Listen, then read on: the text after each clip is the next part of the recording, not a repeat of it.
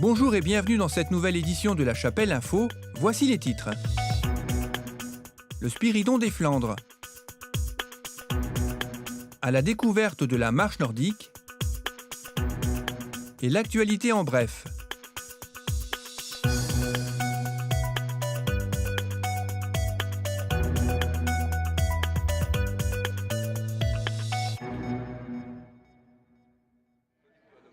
Dimanche 4 avril s'est déroulée la 28e édition du Spiridon des Flandres. Connue également sous le nom de Foulée de Weemacar, cette manifestation gratuite a accueilli une cinquantaine de participants qui ont couru ou marché sur un des 4 parcours proposés. Ce fut l'occasion pour moi de rencontrer son organisateur, Charles Van Ham. Je suis le président d'une association de coureurs à pied qui s'appelle le Spiridon. C'est une association qui a été créée en 1972 par un Suisse, Noël Tamini. C'était ensuite c'était Spiridon international, puis c'est venu Spiridon France. Et finalement, comme il y avait beaucoup de Spiridons dans toute la France, il y a eu des Spiridons régionaux. Donc Marc Bigourde a repris la succession en 1974. Et finalement, à l'arrêt de Marc Bigourde, moi j'ai repris ça dans les années 80. Alors cette épreuve ici, parlons celle de Weemacar, c'est une épreuve qui a lieu depuis 28 ans déjà. Ça a lieu chaque année le premier dimanche de mai. Alors c'est une épreuve à inscription gratuite. Il n'y a pas de dossard, il n'y a pas de besoin de certificat médical. Néanmoins, les coureurs sont quand même assurés. Une assurance est prise pour toutes les courses que le Spiridon organise. Et donc c'est toujours le même système, c'est l'amitié, c'est la convivialité. Les coureurs, on donne toujours rendez-vous en général sur une place de village. Et ensuite, après la fin de course, les coureurs vont prendre un verre ensemble.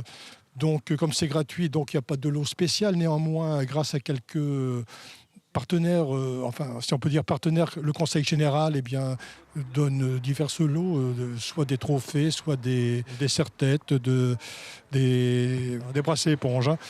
Et puis cette année, nous avons la chance d'avoir M. Scolart qui est président de la Société de gymnastique chapelloise, qui a amené beaucoup de marcheurs. Et ce qui permet une augmentation du nombre de participants. D'habitude, nous tournions une vingtaine de participants. Et cette année, nous sommes une cinquantaine. Donc les prochaines épreuves, c'est suivant le même modèle. Ce sera le Calvaire du Ravenne. C'est le samedi 24 mai à 15h. Et ensuite, il y aura les autres courses, les foulées armentiroises de la Ducasse des Prés du M le samedi 2 août à 9h. Et le dimanche, Kemmel, la montée du Mont Kemmel, le dimanche 3 août à 11h. En marge du Spiridon, l'association de gymnastique volontaire a organisé une démonstration de marche nordique. Très en vogue actuellement, cette activité sera proposée au public en septembre prochain. Qu'est-ce que la marche nordique? Comment se pratique-t-elle? Eh bien, Laurence Scolart, éducateur sportif, a répondu à toutes ces questions. Je suis éducateur sportif au sein de la Fédération française d'éducation physique de gymnastique volontaire, où nous avons actuellement environ 550 000 adhérents. Et nous sommes 4e fédération en France, mais non compétitive. Voilà. Donc je travaille actuellement pour l'association de la Chapelle d'Armentières, EPGV bien sûr, Bois-Grenier, Le Mesnil et Houpline aussi. Donc, je vais vous présenter un petit peu la marche nordique. Donc, cette activité a été mise en place par la Fédération d'athlétisme et de randonnée dans un premier temps dans les années 90. Et après, nous, au niveau de la fédération, nous l'avons exploité un petit peu. Nous avons l'intention, avec l'association, de mettre une activité en route au mois de septembre 2014. Le samedi, et apparemment, ça serait l'après-midi. Voilà. Donc cette activité, bien entendu, c'est en plein air. C'est une activité avec des bâtons, pas des bâtons de randonnée, ça n'a rien à voir. C'est un bâton avec un gantelet bien spécifique à base de carbone. Donc qui dit carbone dit bâton beaucoup plus léger. Et nous pouvons bien entendu aller dans les sentiers, sur la route, etc., etc. Au niveau de la randonnée, c'est vrai que nous faisons de la rando. Les bâtons de marche nordique servent à faire de la rando. Mais à notre niveau, au sein de l'éducation, de la Fédération française d'éducation de gymnastique volontaire, nous avons plusieurs intentions éducatives comme le renforcement musculaire, tout ce qui est jeu aussi, tout ce qui est activité cardio, etc., etc. Donc nous l'incorporons en plus dans cette activité. Donc nous ne faisons pas que de la randonnée.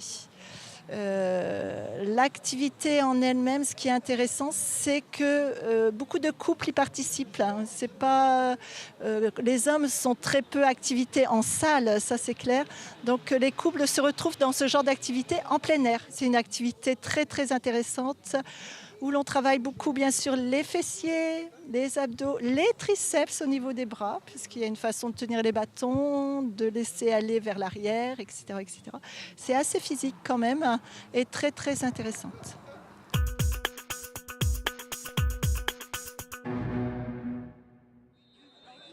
Le Football Club Chapellois a organisé son 9e tournoi U15 le jeudi 1er mai sur les terrains du complexe sportif.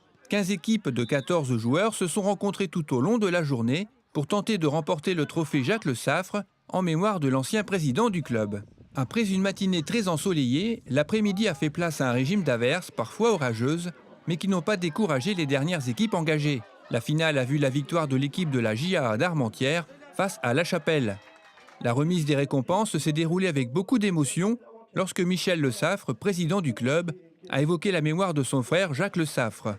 Franck Thorez, adjoint au sport, accompagné par la nouvelle commission des sports, a salué la mémoire de Jacques et s'est montré satisfait d'avoir assisté à une finale entre voisins. Les récompenses ont été remises en présence de la famille de Jacques Le Saffre et de Sébastien de Huist, joueur professionnel à Charleroi. Le football club remercie tous les bénévoles, le club des supporters, la commission des tournois qui a géré les inscriptions et les plannings des équipes, ainsi que Julien et Aldo qui ont assuré l'intendance. Le club vous donne rendez-vous le dimanche 8 juin pour le Maxi Plateau U7, U8, U9, où l'on attend plus de 70 équipes. Cette journée rendra hommage à Stéphane Leclerc, ancien président du club. Les traditionnelles commémorations du 8 mai ont eu lieu sur notre commune et elles ont marqué cette année le 69e anniversaire de la victoire du 8 mai 1945. Le cortège officiel s'est d'abord recueilli au monument aux morts de Vémacars, avant de se rendre au monument place du Général de Gaulle. Bernard Coine, maire de La Chapelle, a évoqué les événements qui ont marqué cette période de notre histoire. Le cortège officiel, accompagné par l'ensemble philharmonique chapellois, s'est ensuite rendu au cimetière britannique Route nationale. Une gerbe a également été déposée au monument Ringot. Le cortège officiel ainsi que les personnalités présentes se sont retrouvés à la mairie pour partager le verre de l'amitié.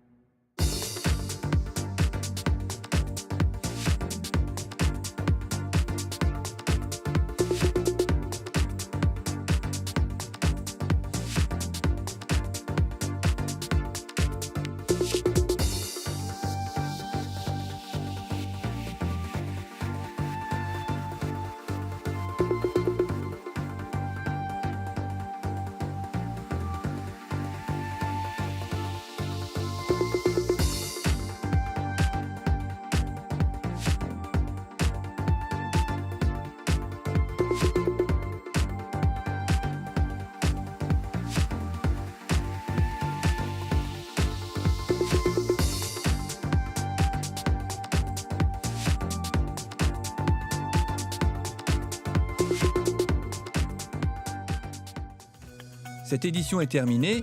Merci de l'avoir suivie. Rendez-vous la semaine prochaine.